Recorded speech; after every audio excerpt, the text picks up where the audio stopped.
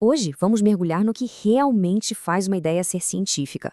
A resposta pode não ser a que a gente espera e vai nos levar a uma reflexão profunda sobre verdade, ciência e até mesmo ética. A grande questão que guia nossa análise é esta: será que uma teoria precisa obrigatoriamente ser falseável para ser considerada científica? Essa é uma ideia muito difundida, mas será que a história da ciência confirma isso na prática?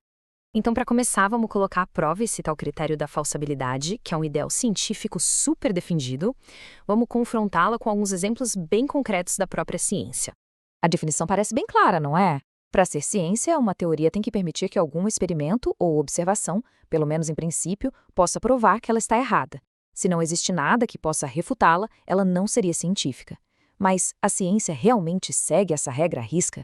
Vamos pensar um pouco no princípio da inércia, um dos pilares da física de Newton. Imagine que a gente observe um objeto no espaço que, do nada, muda de direção sem nenhuma causa aparente. O que um cientista faria? Jogaria fora a lei da inércia? A história nos mostra que provavelmente não. O mais provável é que se propusesse a existência de uma força nova, ainda não descoberta, para explicar aquilo. E assim, o princípio da inércia é salvo. Fica a pergunta: em que condições esse princípio poderia, de fato, ser provado falso? Agora, olhemos o caso da cristalografia. A teoria define uma forma geométrica perfeita para cada tipo de cristal. Só que quando encontramos um cristal real que não bate com essa perfeição, a teoria não é considerada falsa. Pelo contrário, o cristal é que é chamado de imperfeito. É como se a própria teoria definisse o que conta como evidência e o que é só uma falha, se tornando imune à experiência. E a teoria da probabilidade? Ela nos diz que a chance de sair o número 3 num dado é de 1 em 6. Mas imagine que a gente jogue esse dado 1000 vezes e o 3 nunca apareça. Alguém diria que a matemática da probabilidade está errada? Claro que não. A conclusão imediata seria: esse dado está viciado. Mais uma vez, a teoria fica intacta e a culpa vai para o objeto do teste. Parece, então, que muitas teorias científicas bem importantes não se encaixam tão bem na regra da falseabilidade. Certo? Se a falsabilidade não é o critério final, como é que a ciência avança, então? É aqui que a visão de Thomas S. Kuhn oferece uma alternativa poderosa: pensar na ciência como uma atividade, antes de tudo, social.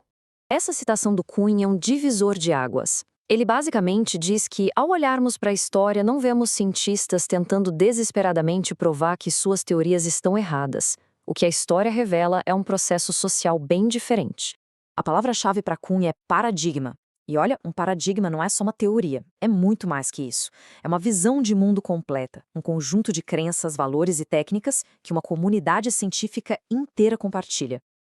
É o paradigma que dita o que é real, quais perguntas fazem sentido e como devemos procurar as respostas. E dentro de um paradigma, o que temos é a chamada ciência normal. O objetivo aqui não é fazer descobertas que virem o mundo de cabeça para baixo, mas sim resolver os quebra-cabeças que o próprio paradigma já apresenta. Por isso, novidades que ameaçam a base do paradigma costumam ser vistas com desconfiança, às vezes até ignoradas. Quando surge um resultado esquisito, uma anomalia, a primeira reação não é duvidar da teoria, mas sim do experimento, do equipamento ou até do próprio cientista. A visão de Kuhn nos leva a uma conclusão, bem, inevitável. A ciência não é uma busca puramente lógica e fria.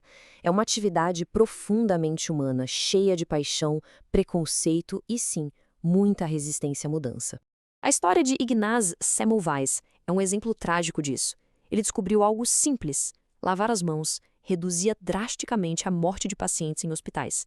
Mas a ideia de que os próprios médicos poderiam ser a fonte da doença era tão ofensiva para o paradigma da época que, em vez de ser visto como um herói, ele foi ridicularizado, expulso da comunidade médica e, no fim, morreu esquecido num hospício. Isso simplesmente destrói aquela imagem romântica do cientista como um explorador neutro da verdade. A história nos mostra, repetidamente, que a resistência a novas ideias, principalmente aquelas que abalam as estruturas, é a norma. E essa resistência não é só uma falha de caráter, ela faz parte da estrutura social da ciência. E essa citação de Alice no País das Maravilhas captura perfeitamente o problema. Quando os fatos não são tão claros, a questão passa a ser quem tem o poder de definir o que as palavras significam.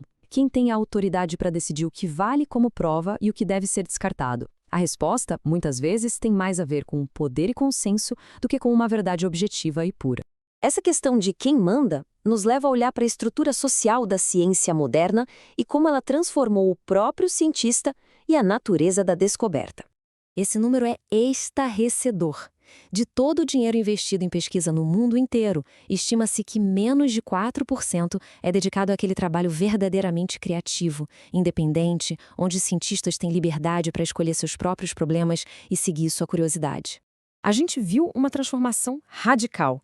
Saímos da imagem clássica do cientista como um artesão solitário, um gênio no seu laboratório, para a realidade do cientista como um funcionário. Hoje, a ciência é feita em grandes equipes, dentro de instituições, onde a necessidade de conseguir financiamento e seguir regras acaba limitando a autonomia e a criatividade. E aqui está um ponto fundamental. A evidência não é algo que a gente simplesmente encontra na natureza, como se fosse uma pedra no caminho. Nós a construímos. A linguagem que usamos, os conceitos que temos, tudo isso é moldado pela nossa comunidade. E essa linguagem direciona o que a gente percebe como um fato, ao mesmo tempo que nos deixa cegos para outras possibilidades. Bem, se a ciência não é essa busca pura e linear pela verdade, mas uma prática social bem complexa, isso nos leva a uma pergunta final. Uma pergunta bem provocadora sobre o propósito de tudo isso. A gente pode, então, contrastar os dois modelos que discutimos. De um lado, o ideal do cientista individual, usando sua razão pura. Do outro, a realidade da comunidade científica com suas ferramentas construídas socialmente, seus acordos e seus pontos cegos. A segunda visão, a sociológica, parece descrever de forma muito mais fiel como a ciência realmente funciona. E a consequência disso é que as instituições científicas, como qualquer grande organização, acabam criando uma inércia. Elas têm uma tendência a proteger o conhecimento que já está estabelecido, a ortodoxia, e muitas vezes resistem a inovações radicais que possam ameaçar a autoridade e a estrutura de poder existente.